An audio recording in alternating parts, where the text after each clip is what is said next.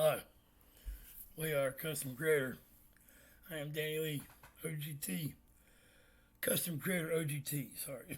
That is my partner, OGL Schmidt. Manager. He, manager, yeah.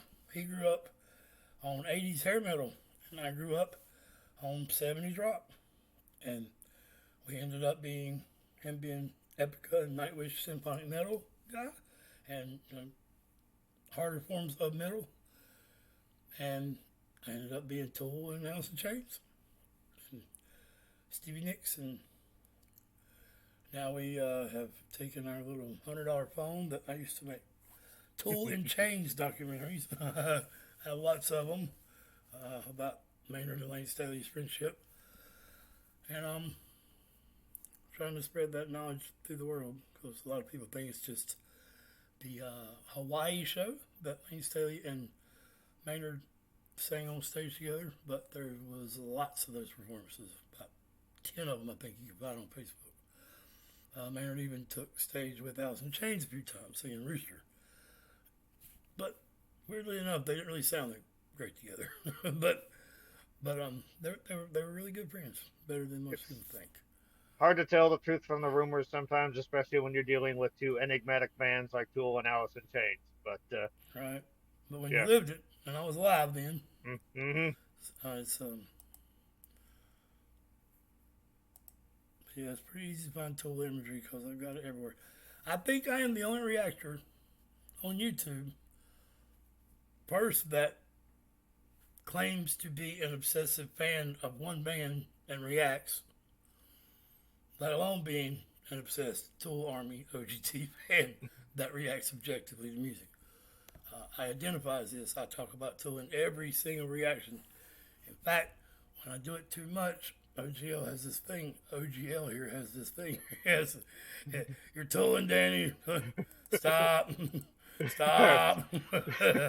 That's how much he does. We so, have two separate ones that I can warn him, but I don't use it too yeah, much. It's I like mean, for him to and spread the word. that's her name, Custom Creator OGT. And our we don't have our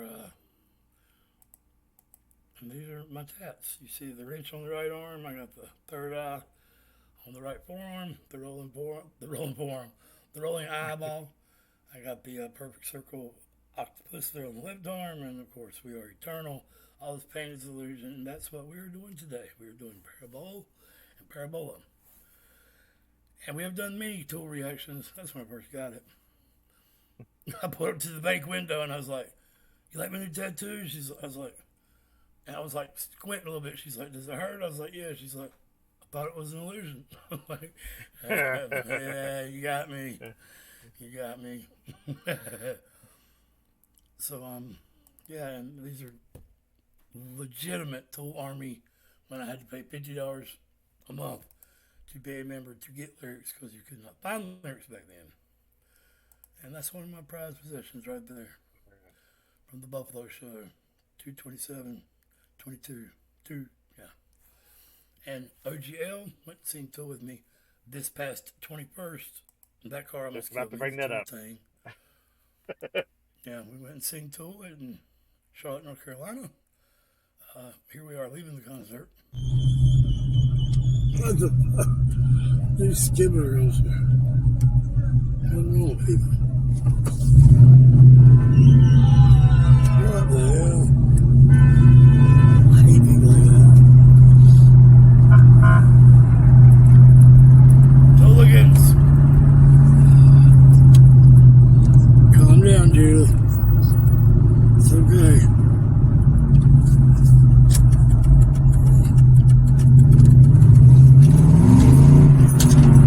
I ain't going the right way. So, yeah, we love it, man. We love it. And I'm going to do every time we've ever done a Tool reaction, he has led. There's our channel logo. That's what I want to show you. It's the Pink Floyd Tool put together. It's the Pink Floyd, whatever, fucking prism and the eyeball with a square under it. A little bit different colors so it ain't copyrighted. But yeah, that's it.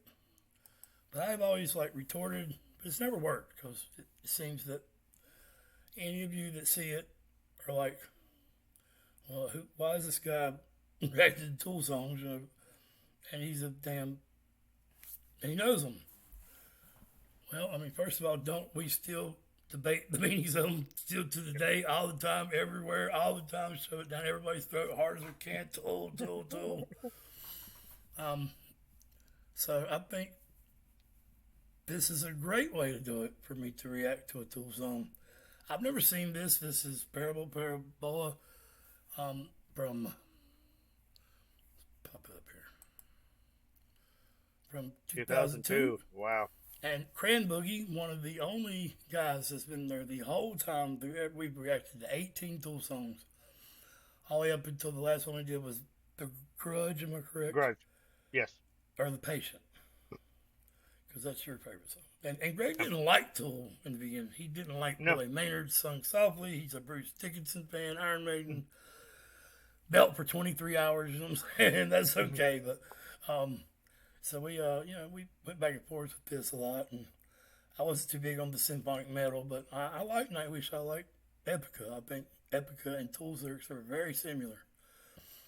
And now The Warning is a new band. Three Latino sisters who were wearing a Tool shirt, and I have a picture of me and her together wearing the same Tool shirt, which is a rare one. But go ahead. I missed having Danny and those Tool reactions. Also, think about that. I was pretty new to reacting then, and it's like, hey, here's some Tool. Totally not, complex or multi-layered or anything like that. Go, first-time reactor who's still not terribly comfortable on a camera. But not only did that kind of give me what little reacting chops that I have, but it really helped me appreciate the nuance in Tool's music as well. So I loved every minute of those Tool reactions, but I'm very glad that Danny's going to be joining me for these in the future. Thank you, Cran Boogie, for your suggestion. This is one that we have not reacted to yet. And Tool Live is always pretty amazing. We saw them 22 years after this concert, more or less, and they were still performing at a very high level. Really impressive. Yeah, I'm proud of my boys because before 2019, contrary to what a lot of people think, Tool was an underground band. They were not. They didn't mean to be successful. They didn't try to be successful, but they have never released not one LP ever that wasn't at least number 2. And that was just because Nirvana, after his brain went to heaven, or whatever. In Danny Carey's words, not mine, they got beat up by a dead junkie. Sorry, didn't mean to laugh. It's the only time Tool has not had a number 1 debuting album with no advertisement, no radio play hardly at all. They haven't played a song on the radio since Lot of Ross. And that was a Grudge, and they cut a bunch out of the middle, and then Mary was like, hell no, fuck that. Don't play them no more. If you're going to cut my songs up, don't play them no more. Yeah. So, and in 2019, Tool knocked Taylor Swift out of the number 1 spot, which we've reacted to a few Swift songs. I got some respect for the girl. Her lyrics are better than people give her credit for. I think this is evident, and when Maynard trolled her, he knew about the 13, which I learned is like their thing. It's like our 1 and 1 or 1 and 11. Anyway, ran my mouth enough, but I figured it was, if you're going to turn off, you'd turn off by now anyway. So, also, out of respect for Tool, we gave this reaction a long intro. So we figured Tool would appreciate that. They would. All right, let's but yeah, I want to hear this. Tool Live. I'm ready. Again, I got these on my arm, and I will take it to my grave. These lyrics. 28 when this performance occurred. When is it? Seems 2002. I was born in 79. Yep. However fucking old that was. And by the way, Waylon Jennings, Lane Staley, my daughter was born 23. In 2002. They all passed in 2002. So, it's a pretty bittersweet year.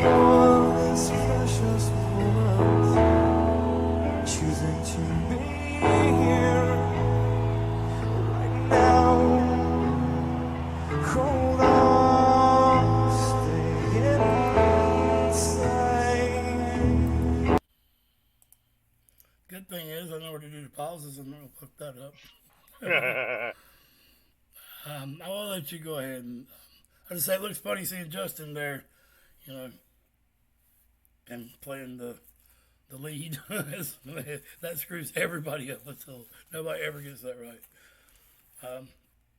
Some of the people in the chat rooms and stuff don't get that right. I mean, Adam's part's lame, and they're like, "You mean Justin's?" So it's confusing. Go ahead. It's interesting because Justin tends to play high on his bass and Adam plays low on his guitar, so those like the frequencies are almost the opposite of what you would expect. Regardless, no one sets a mood quite like Tool. This is feels very sort of stuck in time almost. There's no boom boom percussion, but if you just watch Danny, he's putting so much thought into just the textures he's generating with his drums. Just his, and then like occasionally hitting something enough to do like an accent. It looks like he's got his gigantic drum kit and then some sort of like computer or mixing device right by him. So he's a multitasking machine there. Again, the octopus analogy, each arm does its own thing without having to check in with the central brain. Um, and Maynard's voice just kind of hanging out back in the mix, kind of feeling like this makes me feel like I'm sort of standing like by a swamp or a forest, and there's fall growing in, and I'm hearing a voice calling out from the trees. So the business is about to pick up soon, but I just sort of like it's not even tension that they're building. That's what's interesting. It just something is coming, but you're just kind of drifting in the breeze, almost sort of like swaying like water or something. It's a very, very cool effect. Yeah, I got a picture. I'm not gonna find it right now, but it's got like this karate dude going Parabol, and it's like a little leg kick. And Parabola is like a roundhouse to the face. It's a cool meme. But yeah, it's not really. This song is very different in that aspect. It's very melodic to be hard, and a big thing that because I was watching reaction videos way before we were reactors, so and that's how I found him was on the Charismatic Voice. She'd done 10,000 days, and her husband, shout out to Kirk. You don't really advertise this a whole hell of a lot, other than anyway. He's a Tool Army too. He's very obsessed with Tool, and I'm hopefully Elizabeth can get Maynard on for Tool time or tea time. Sorry, yeah, Tool time.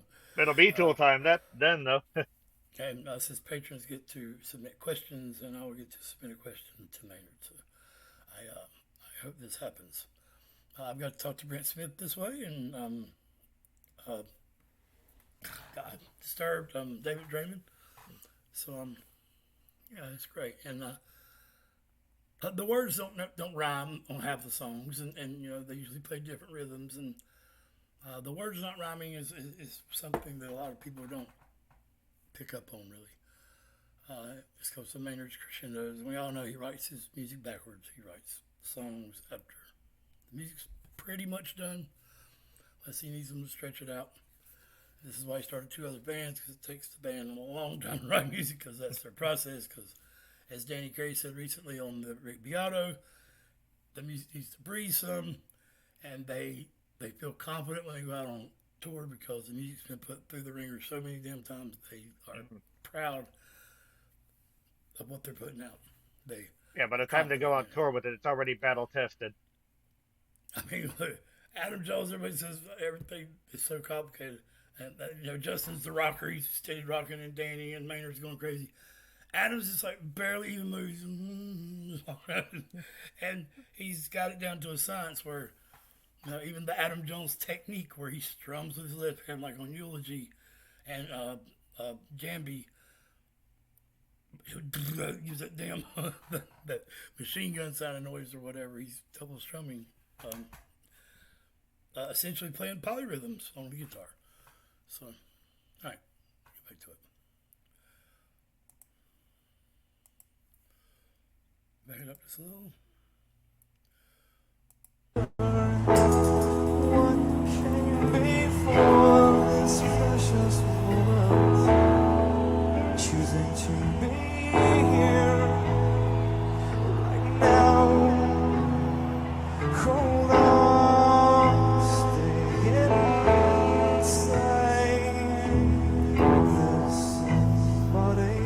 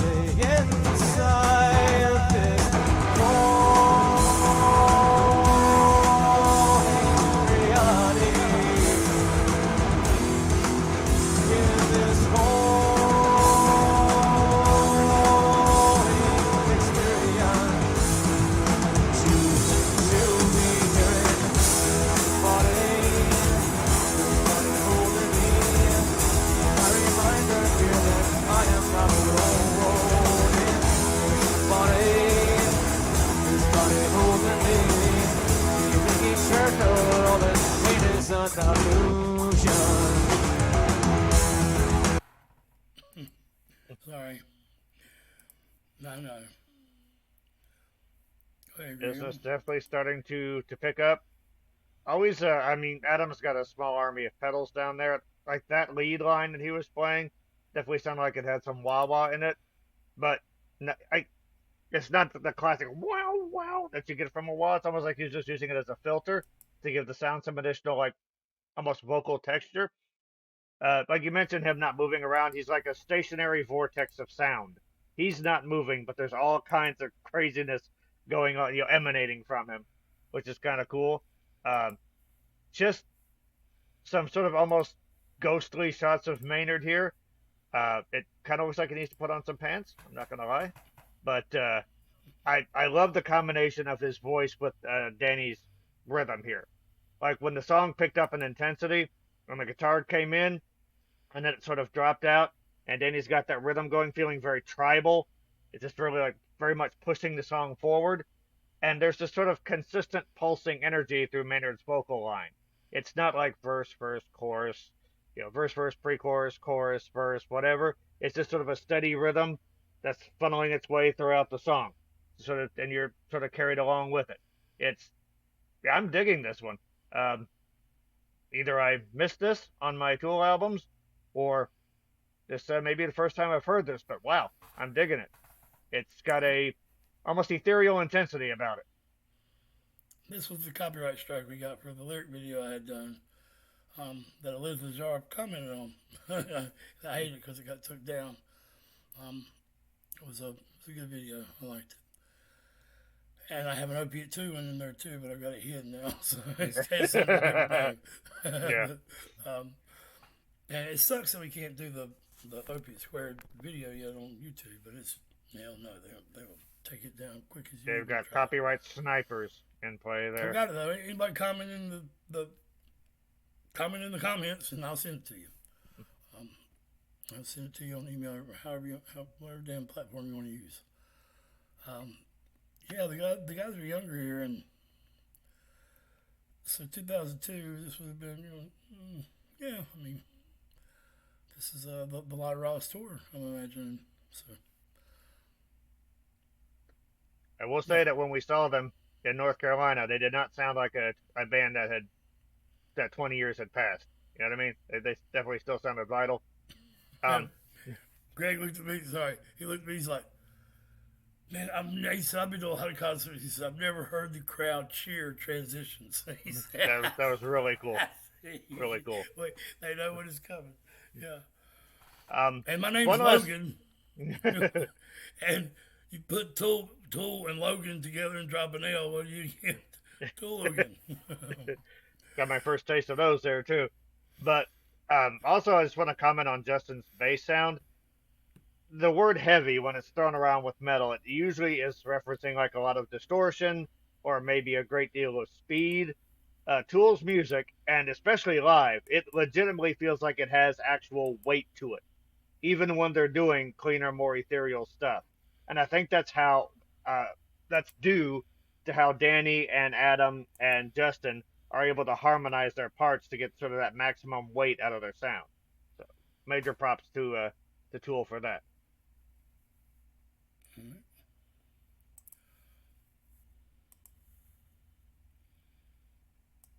So when he screams alive here, because, oh, wow, there he is, straight out of the Matrix, the hologram. Yeah.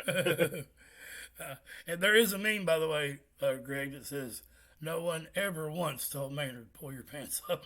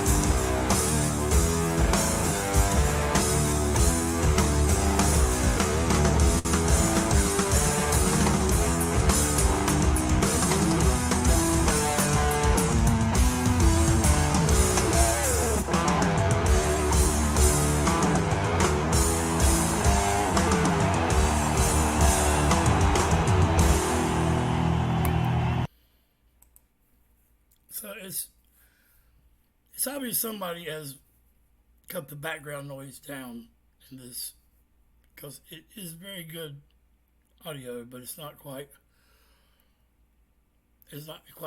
as loud.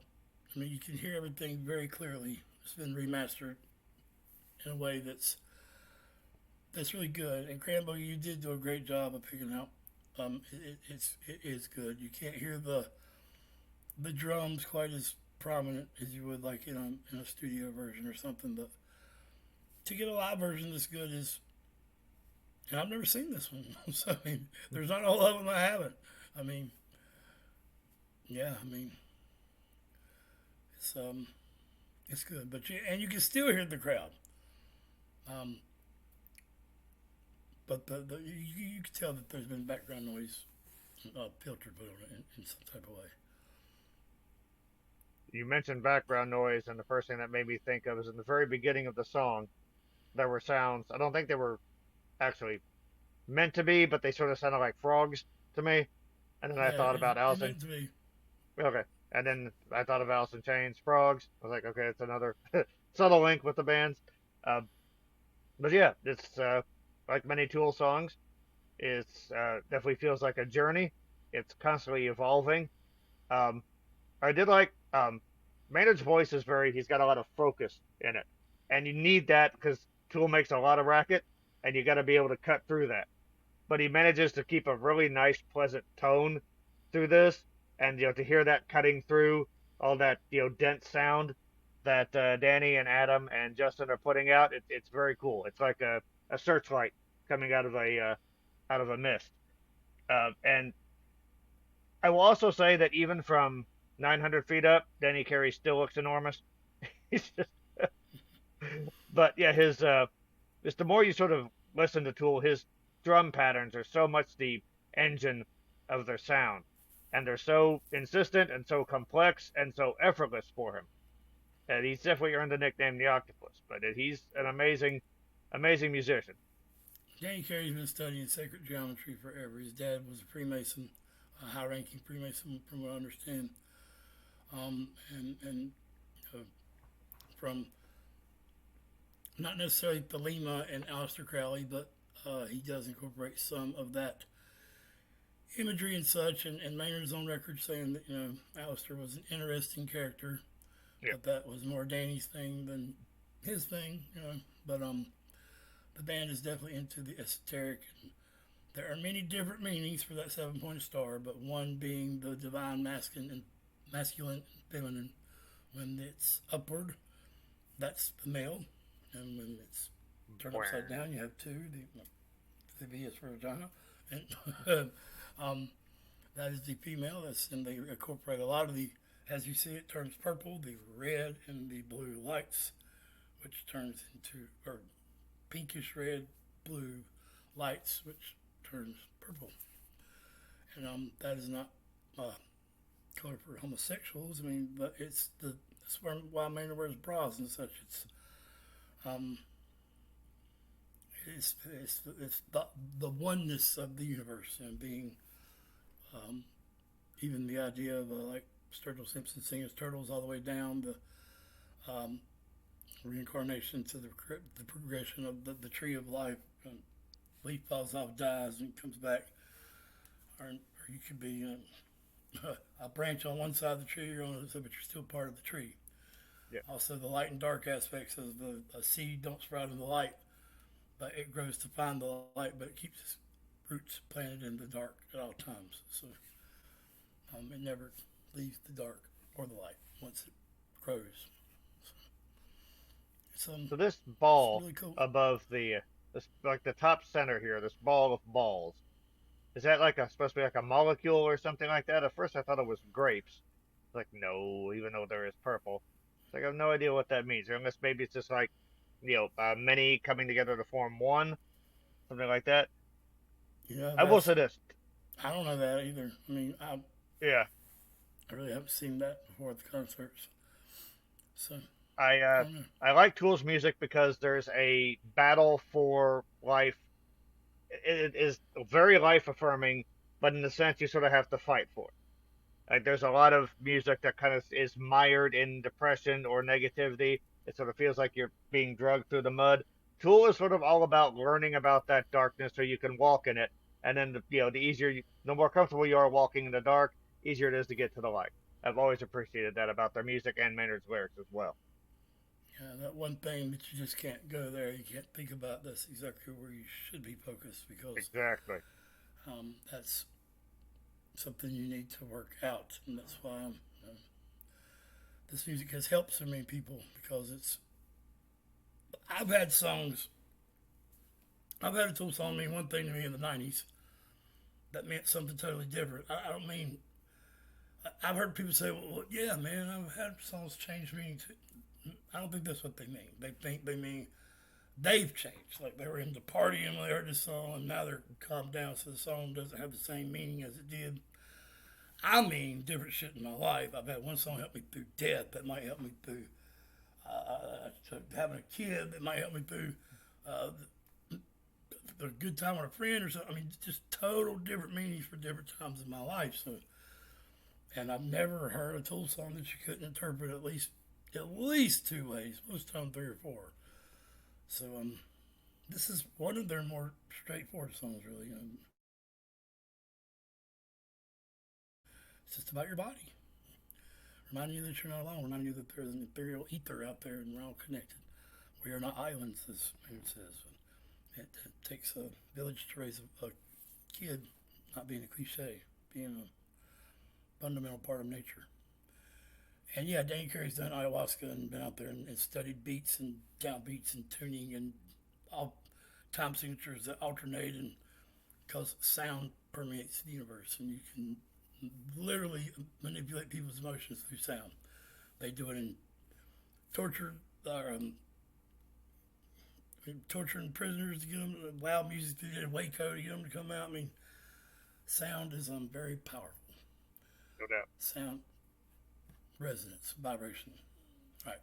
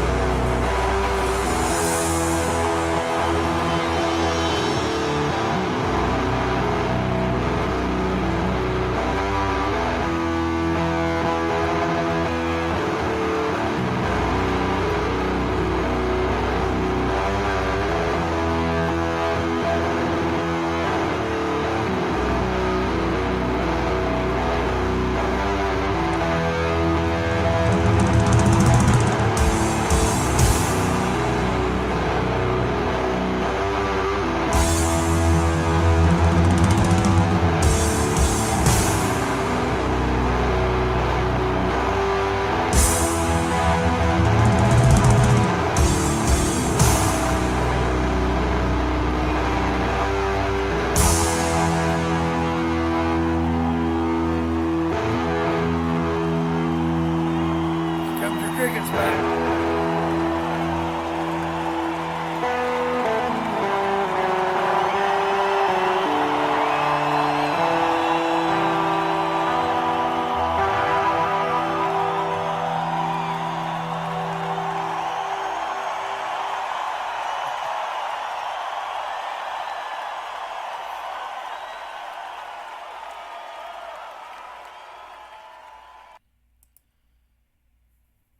Those guys are great.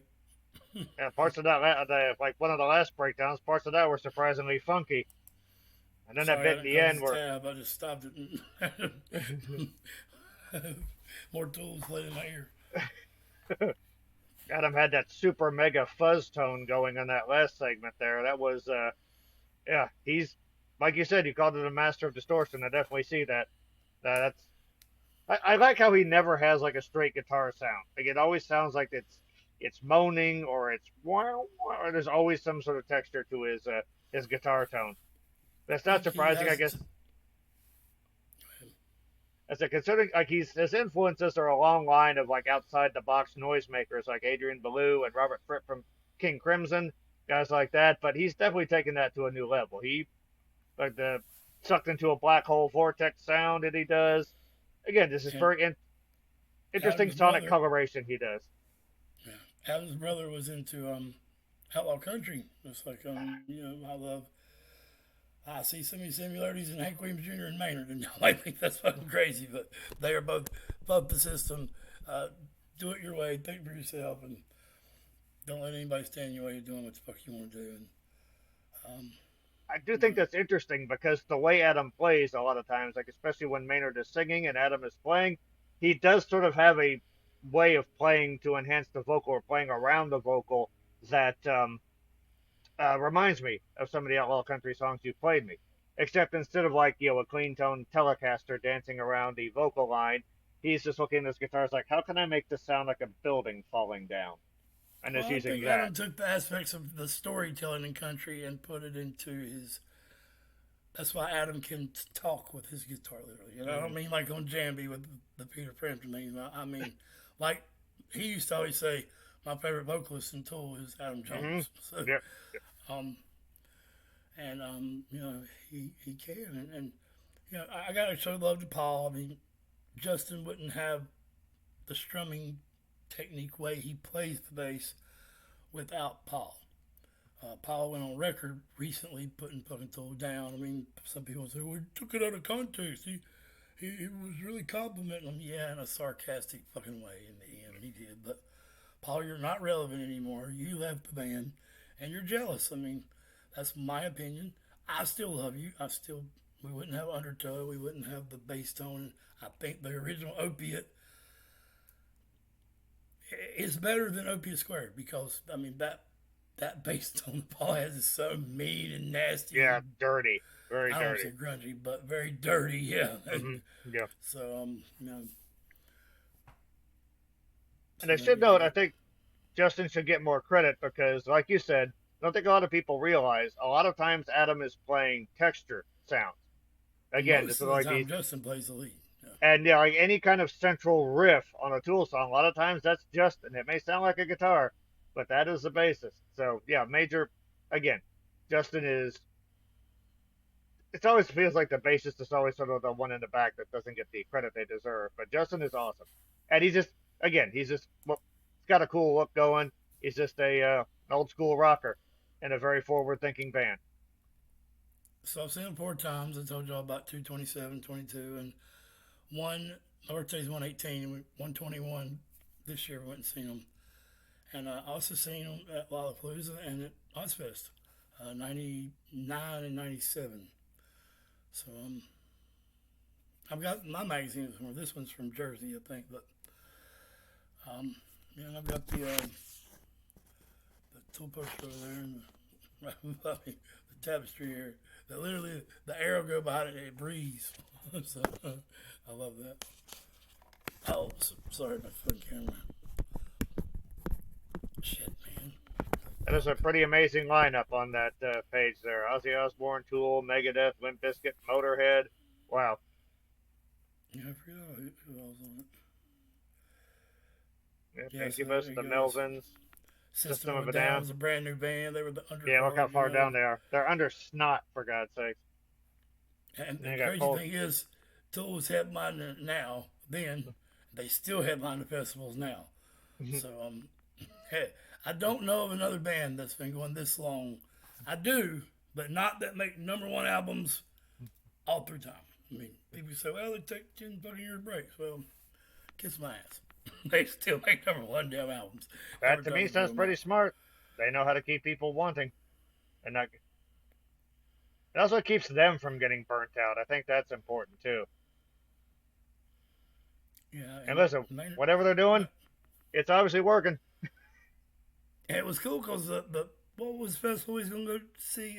Just anyway, it had the same damn lineup. It was Mm, Megadeth and Limp Bizkit just recently opening for Tool, or yeah, right under Tool on the card, because I mean, Limp Bizkit's come back out with Fred Durst owning his old ass looking ass. but yeah. I can't see Limp Bizkit as a band that ages well. I'm surprised how well Megadeth has aged recently, despite a couple of missteps. But yeah, I had a bad habit of calling Iron Maiden Megadeth. We first reacted to that ain't cool, you know. So thank you for sitting through it. If you did, um, we're almost at we're just past 42 and 6. That's backwards epic from song, 46 epic and 7. But reaction. um, and me and Link Johnson, which is another huge member of the Tool Army, we just done a live stream last night. And if you want to know a video that mentions vicarious, bottom, descending, um, pneuma, and explains why Maynard has a spine tattooed on his back, that literally is, there's your coccyx, there's your spine, there's the thing that holds your head, your pineal gland. Uh, Me and Link Johnson and some other people who will take the open mindedness to watch it have come to the conclusion that this is where Maynard probably gets a lot of the titles for his songs. And that's, think for yourself and question authority. Question me. Watch it yourself. I will put the video in the description. It's unlinked, so only you'll get it. And it's me and Link when we come to these conclusions. We watch Pussper and Easter Story after this Sacred Secret video, which is about a secretion where the word secret come from. And yeah, it's awesome. And, Danny and Lake are a great team. I definitely recommend you watch both of the live streams that they did. If you've ever wanted to see Danny, paired with someone who is equally charismatic, definitely need to check those out. Link is awesome. right, much love, everybody. I ain't gonna say spiral out, but you do what you want I will. Spiral to. out. Music is your best support group. Mental health Learn is to real. swim. Yeah, fuck L. Ron Hubbard. Fuck all these clones. Fuck these insecure mattresses. That's what I sung for so fucking long, man. So I got some damn lyrics. I didn't know. I thought it said mattresses. I wondered why they were insecure. What's up, guys? Be good. Be good to each other. And told you were the last band, rock and roll, that were on top of the world.